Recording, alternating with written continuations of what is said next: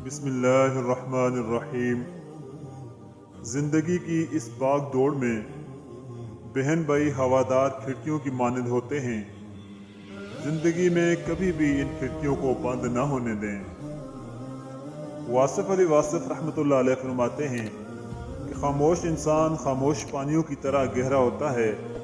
खामोशी एक राज है और हर साहिब इसरार शख्स खामोश रहना पसंद करता है।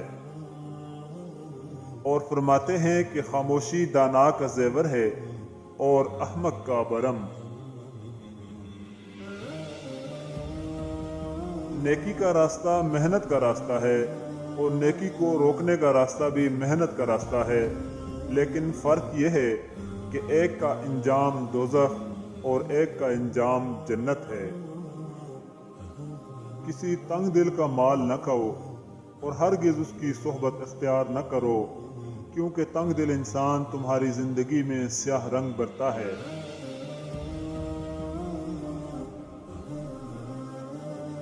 अगर तुम्हें हर जगह अपनी जमात, अपना लीडर, अपना फिरका या अपनी राय ही दुरुस्त लगती है, तो यकीन जानो तुम्हें मजीद तालीम की जरूरत है। हम लोग भी कितने अजीब हैं, निशानियां महफूज रखते हैं और लोगों को खो देते हैं।